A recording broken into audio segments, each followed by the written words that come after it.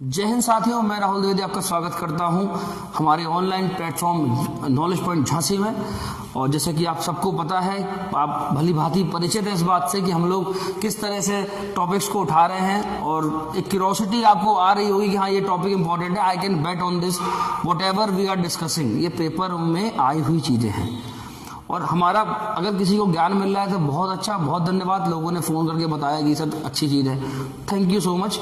और लेकिन बस पर्पस हमारा है हर उस एस्पिरेंट के लिए जो अफोर्ड नहीं कर पा रहा है या नहीं पढ़ पा रहा है उस चीज़ को कहीं और से, उसके बाद रिसोर्सेज नहीं है, तो कम से कम अगर हम उसका 5 या 10 या 20% भी अगर उसको हेल्प कर सकते हैं तो we will be highly obliged.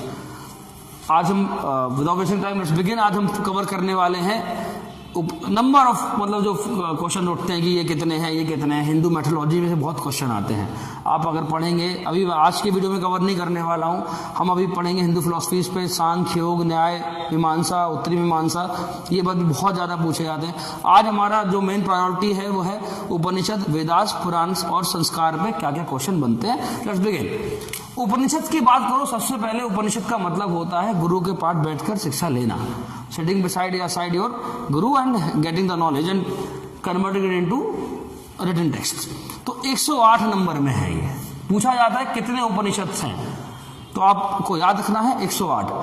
पेपरों में पूछा जाता है, अब इसमें आप आज तो मैं नहीं कवर करने वाला हूं, लेकिन नेक्स्ट मैं कवर करूंगा उपनिषद वगैरह पर भी।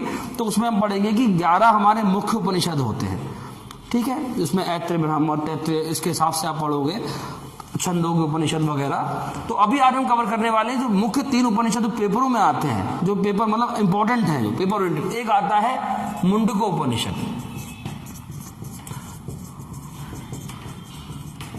क्योंकि आप यहाँ कोई प्रीस्ट का एग्जाम नहीं देने वाले हैं या कोई ब्रह्मचार्य का पेपर नहीं दे रहे हैं आपको अपने कॉम्पिटिटिव सिनेरियो से आपको समझना पड़ेगा कि 3-4 बहुत ज्यादा पूछेगा। एक तो पूछा गया है कि सत्यमेव जयते, सत्यमेव जयते।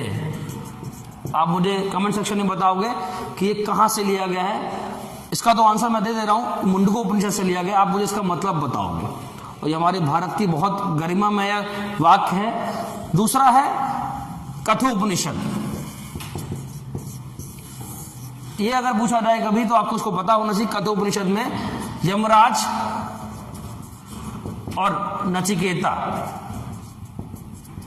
इन दोनों का कलक्यू है, कन्वर्सेशन है। तीसरा पूछा जाता है श्वेतोपनिषद।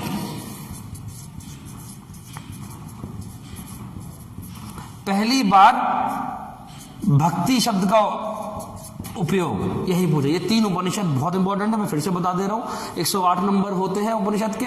सत्यमेव जयते लिया गया मुंडको उपनिषद से। कठोपनिषद में बोला गया यमराज और नचिकेत के वार्तालाप का विवरण। श्वेतोपनिषद में भक्ति शब्द पहली बार उल्लेखित है या मेंशन है। दूसरा क्वेश्चन या जो बहुत ओरिएंटेड है, एग्जाम ओरिएंटेड है, वेदास।